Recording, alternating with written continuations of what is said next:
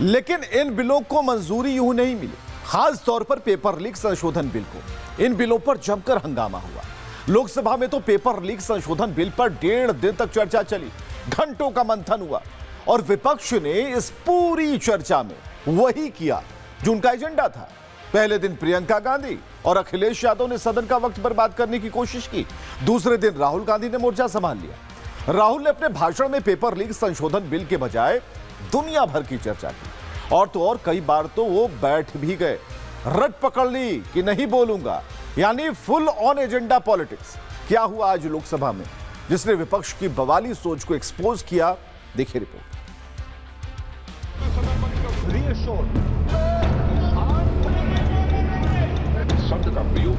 नहीं, आप नहीं बोलना चाहते, मैं अगले वक्ता को बुलाऊं। हाउस ऑर्डर में आप बोलिए। संसद में आज पेपर लीक संशोधन विधेयक के मुद्दे पर चर्चा का दूसरा दिन था। समय तय था। नेता प्रतिपक्ष राहुल गांधी को आज अपनी बात रखनी थी। राहुल ने अपनी बात तो रखी, लेकिन जो कहा उससे सदन में बवाल मच गया। So I said, sir, that I was very excited, reassured by what the future of this country did on our streets. This was not anger. This was not violence. This was not hatred. And I feel that all political parties must respect this expression, including my friends in the BJP. लेकिन जंतर मंतर की तस्वीरें राहुल के इस बयान से mail नहीं खाती। संसद में कही जा रही बातें और जंतर मंतर की असलियत में जमीन आसमान का अंतर है। राहुल ने कहा प्रदर्शन में नफरत या नाराजगी नहीं थी, फिर पुलिस वालों को पीटने वाले कौन थे? This was an expression, deep expression of the youth of this country, of the future generation of this country. Rahul का कहना है कि जंतर मंतर पर जुटी उपद्रवियों की भीड़ अपनी भावनाएं प्रकट कर रही थी। ये कैसी भावनाएं हैं जो देश की सेना को गाली देती हैं, प्रधानमंत्री के खिलाफ घटिया बातें लिखे पोस्टर लाती हैं, सनातन का अपमान करती हैं और राहुल उस उन्मादी भीड़ को छात्रों का चोगा पहनकर उनकी बदतमीजियों को सदन में डिफेंड करते हैं। राहुल ने छात्रों का नाम लेकर सरकार को घेरने की कोशिश की तो संसदीय कार्य मंत्री ने राहुल को वही सुना दिया। Rahul Gandhi ji unparliamentary vote use नहीं करते, तो यहाँ से भी टोकने का कोई आवश्यकता ही नहीं है। अभी जो शब्द मैं ये मानता हूँ कि राहुल गांधी बहुत तरीके से ऐसा शब्द यूज कर रहे हैं, वो एक स्टूडेंट के नाम से ऐसा शब्द का इस्तेमाल कर रहे हैं। वो इस्तेमाल तो वही कर रहे हैं ना, राहुल गांधी जी ही कर रहे हैं। वो नाम ले रहा है स्टूडेंट का, स्टूडेंट का नाम नहीं बोल रहे हैं, लेकिन स्टूडेंट का नाम से इन्होंने जो शब्द यूज किया है वो अनपार्लियामेंट्री वर्ड है, और जो अनपार्लियामेंट्री वर्ड है उसका इस्तेमाल नहीं कर सकते हैं और उसको हटा देना चाहिए। और बार बार एक ही शब्द को एक छात्र का नाम से बार बार इस्तेमाल कर रहे हैं सर, वो नहीं होना चाहिए, वो गलत इस्तेमाल किया। आपके लिए नहीं इस्तेमाल किया। पार्लियामेंट्री शब्द रूल बुक है ना सर, ये रूल बुक में अनपार्लियामेंट्री एक्सप्रेशन का किताब आप भी चले, और आपने जो शब्द इस्तेमाल किया वो अनपार्लियामेंट्री वर्ड है। मैं नहीं कह रहा हूँ, रूल बुक। राहुल गांधी मन बनाकर आए थे कि संसद का वक्त बर्बाद करेंगे।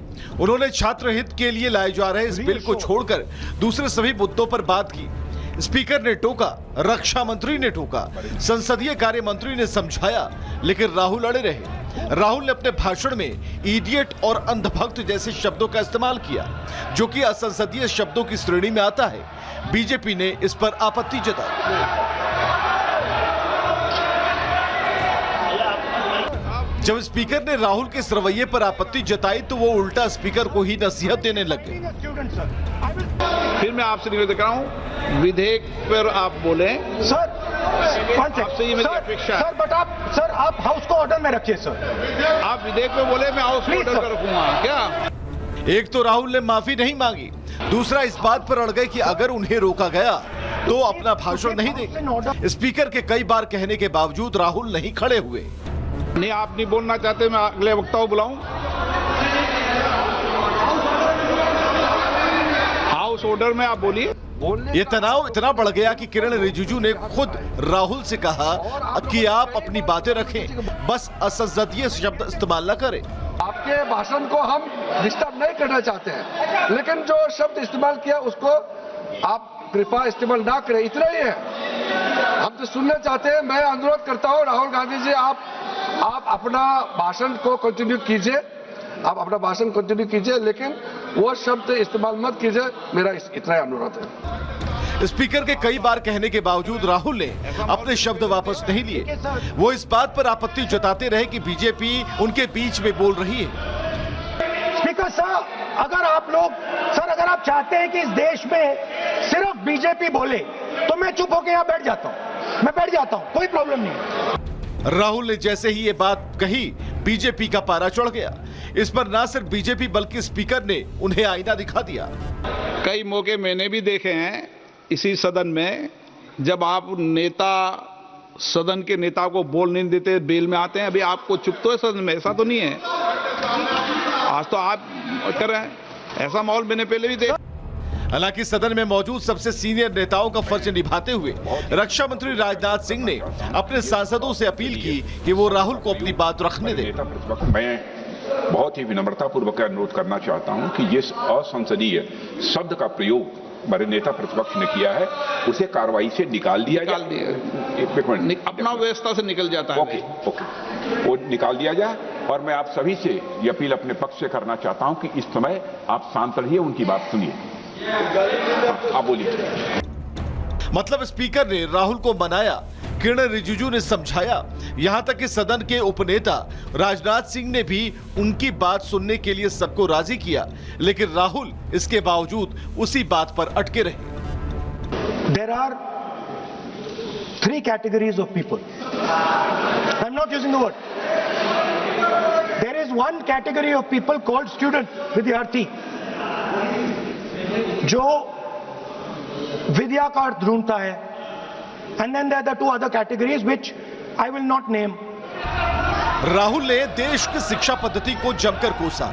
वो छात्रों के नाम पर हुड़दंगियों के एक्शन को जायज ठहराते ठहराते इतना आगे निकल गए कि उन्हें खबर ही नहीं लगी कि वो सेल्फ गोल की तरफ बढ़ रहे हैं। And our system is terrible. It's terrible, it's cruel. Lakhs and lakhs of rupees are taken from the poorest people. Everything has been privatized. Paper leaks. In one exam something happens. In another exam something else happens. Some people are allowed re-exam, some people are not allowed re-exam.